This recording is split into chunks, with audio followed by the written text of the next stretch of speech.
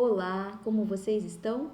Hoje a gente vai conversar um pouquinho sobre aqueles comportamentos inadequados, aqueles comportamentos que por algum motivo a gente não aprova e a gente não quer que nossos filhos tenham.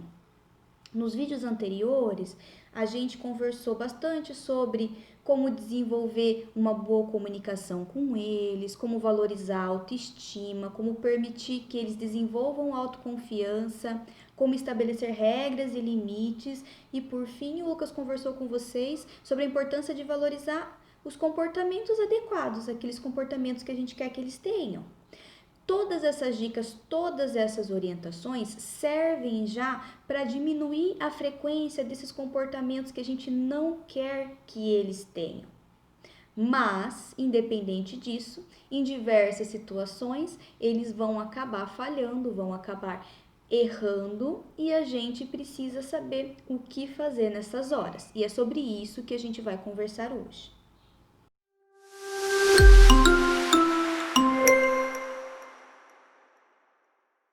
Vale lembrar que a adolescência é um período de novidade, de experimentação, de busca pela identidade, de testar novos estilos de roupa, muitas vezes, novos estilos musicais, novas rodas de amizade e também de teste de novas atitudes.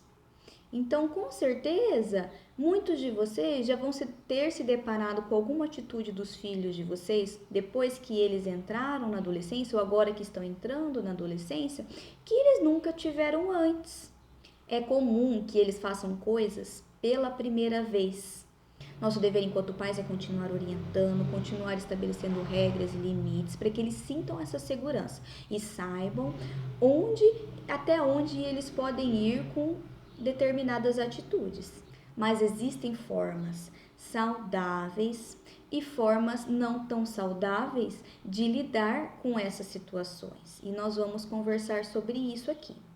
Primeira coisa, antes da gente pensar em uma consequência, algum tipo de punição para aquilo que eles fizeram de errado, é importante a gente relembrá-los daquela regra, se existe já, se vocês já combinaram, já estabeleceram essa regra, e dar oportunidade para que eles tentem novamente. A oportunidade para que eles apresentem um comportamento adequado. Outra dica, a gente pode se antecipar ao comportamento inadequado. Então a gente já tem aquele feeling, aquela noção de situações, de contextos em que eles tendem a se comportar de formas que a gente não aprova. Nessas situações é importante conversar com eles previamente, explicar o que a gente queria que eles fizessem e o que a gente não quer que eles façam. Por exemplo, vamos supor que eles não gostem de ir para festas, churrascos com os amigos de vocês. Geralmente nesses contextos, eles costumam virar a cara, respondem de forma mal educada, quando alguém faz alguma pergunta, fica só mexendo no celular, não interage com ninguém. Vocês já sabem que ele já apresentou esse tipo de comportamento antes. Quando vocês souberem que vai ter uma festa assim que ele precisará ir com vocês, conversem com eles antes de sair de casa, explicando o que vocês gostariam que eles fizessem nesse contexto e aquilo que vocês não vão aprovar que eles façam. Ainda sobre a antecipação, se perceber a deixa para aquele comportamento inadequado dele acontecer, se antecipe, mude o contexto, tire o foco, crie uma nova situação para evitar que aquilo aconteça. Se a regra ainda não existe, ou seja, se é a primeira vez que ele tem essa atitude inadequada, é importante conversar com ele antes de pensar em qualquer tipo de punição. Converse, explique o porquê aquilo não é adequado, como aquilo afeta ele mesmo ou as outras pessoas, ou porque aquilo não é esperado dele. E ainda as consequências que ele terá se ele fizer isso novamente em uma próxima situação. Quando o filho agir de forma inadequada e você for corrigi-lo, preste atenção no seu humor, tá? Você está punindo porque vocês combinaram aquilo previamente ou você está sob o controle de um estresse, de uma raiva, de um cansaço anterior a isso, que não tem a ver com ele e que por conta disso, esse comportamento dele tomou outra proporção e você vai dar, em consequência, né, uma punição diferente do que você daria se você estivesse ali com o seu emocional um pouco mais sob controle. Quando a gente não está com um emocional muito bom, a gente não está num dia muito bom, como a gente diz, tá? Aumenta as chances da gente dar consequências, dar punições não recomendadas para os filhos quando eles fazem algo inadequado. Por exemplo, a punição física. A gente não recomenda a punição física, primeiro porque ela não ensina aquilo que é certo. Ela ensina o que eles não devem fazer, mas ela não ensina nenhum comportamento alternativo àquele que ele teve. Não ensina o que fazer no lugar daquilo que ele fez. E por outro lado, ensina uma maneira inadequada de resolver os conflitos. Quem bate para ensinar, ensina a bater. E assim a gente aumenta a chance deles mentirem, deles fugirem de determinadas situações para evitar esse tipo de consequência para eles, prejudicando ali o vínculo, o relacionamento dos pais com os filhos. Fora que quando em excesso gera uma série de danos emocionais, psicológicos para eles também. Há uma certa polêmica quando os profissionais da área da educação dizem que a punição física não é recomendada, porque algumas pessoas interpretam isso como se a gente estivesse dizendo que não se pode corrigir os filhos mais. E não é nada disso, muito pelo contrário.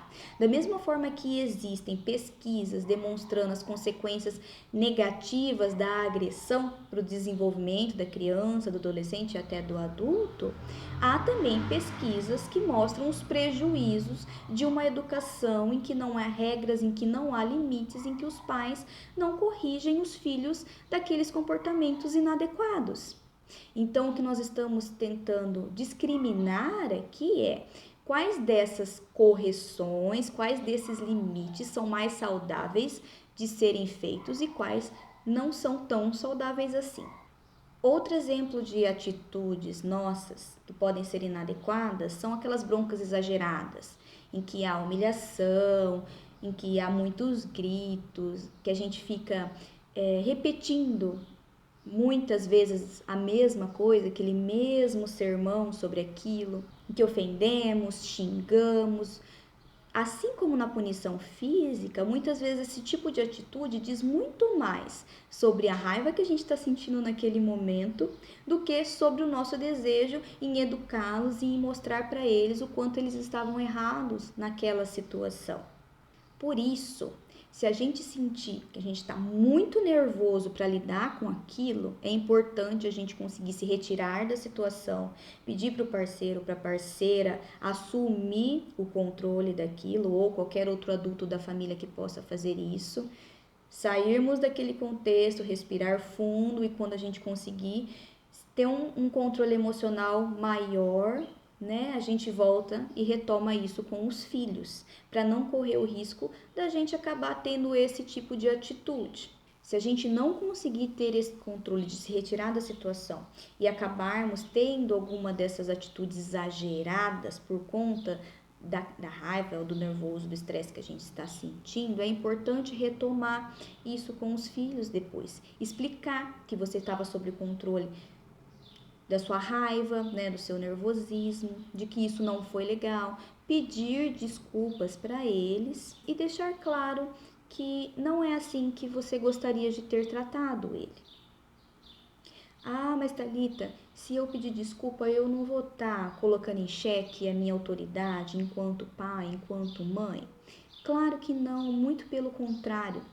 O pedir desculpas, o reconhecer o nosso erro, o nosso comportamento inadequado, já vai estar servindo de modelo para que eles façam igual quando eles também errarem.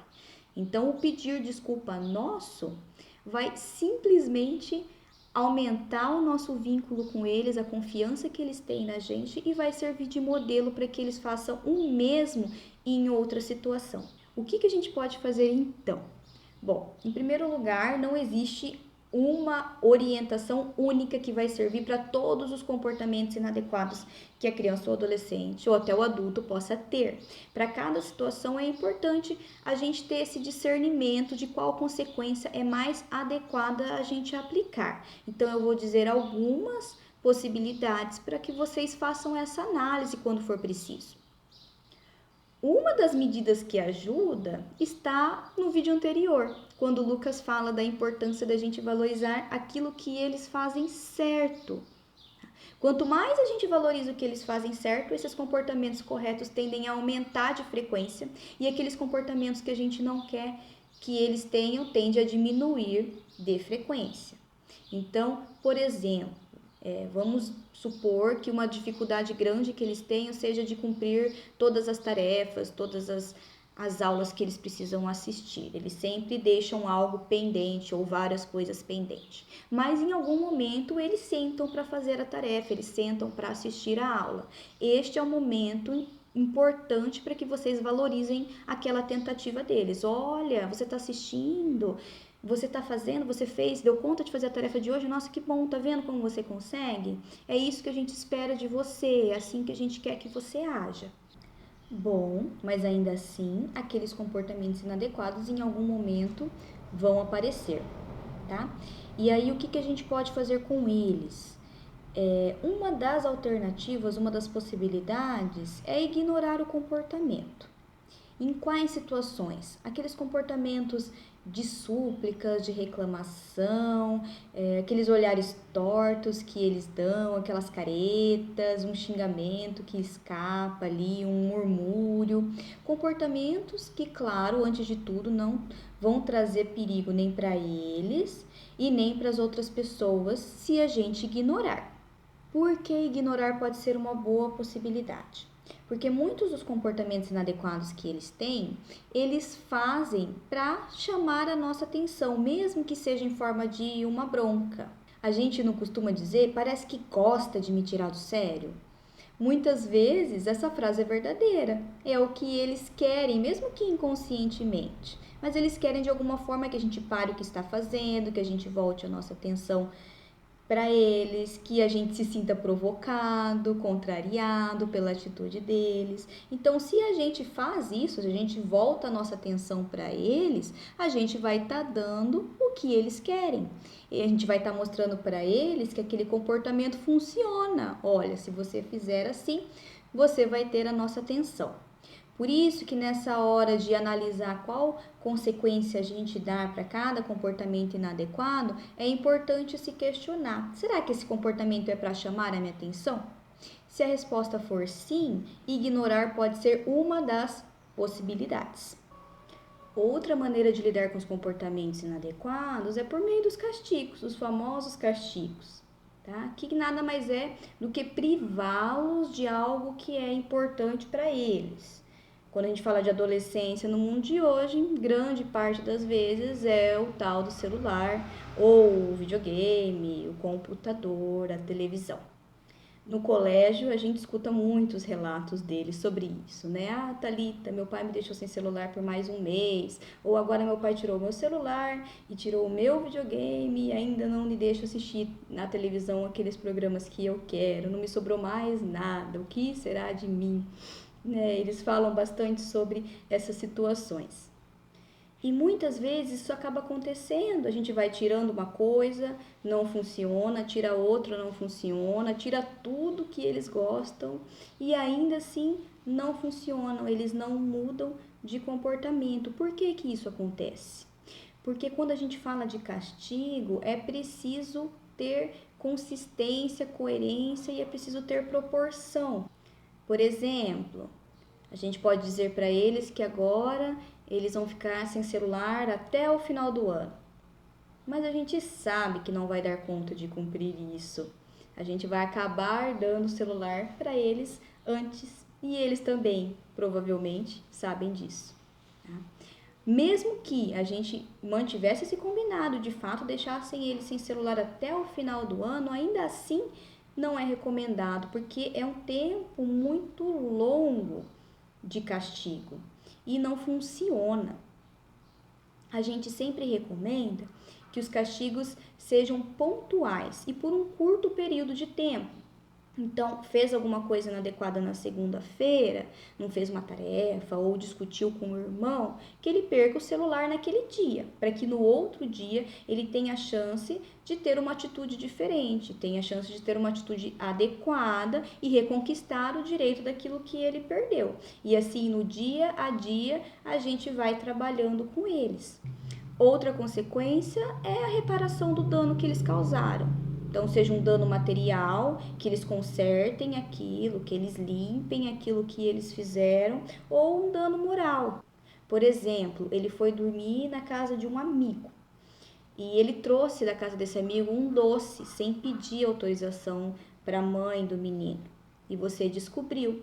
Foi algo que ele nunca tinha feito antes, você ficou surpresa com essa atitude, muito brava com isso que ele fez.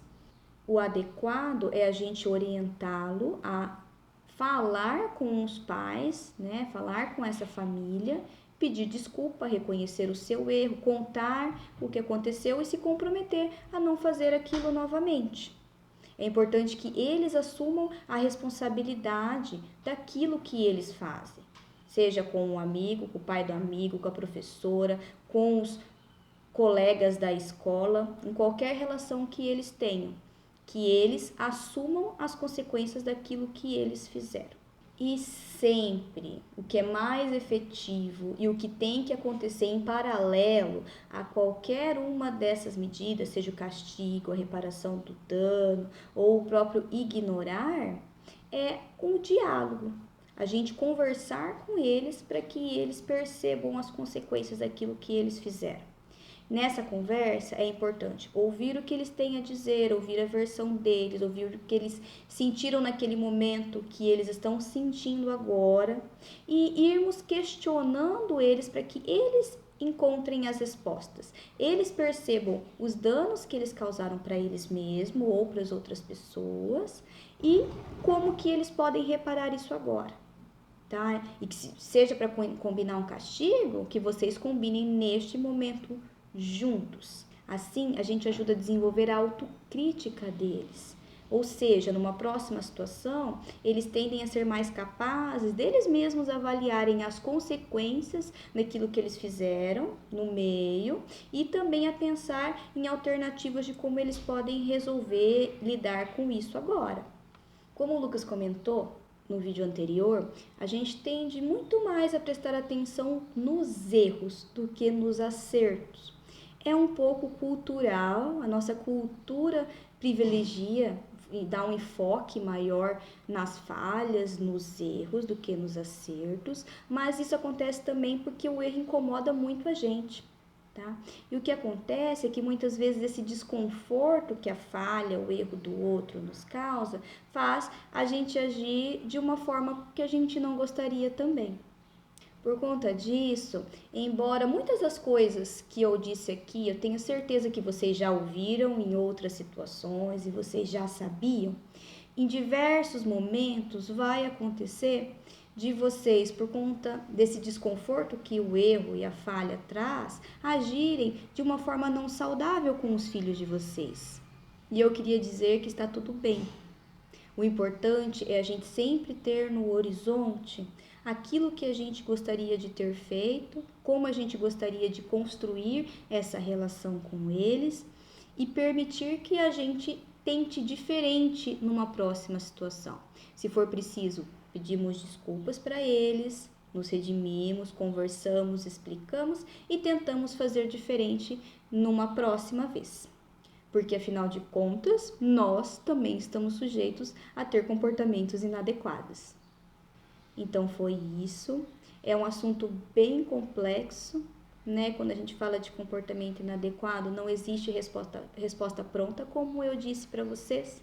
Se vocês precisarem de qualquer ajuda mais específica, de qualquer orientação mais específica, vocês podem nos procurar. Nos vemos numa próxima. Até mais. Boa semana para vocês.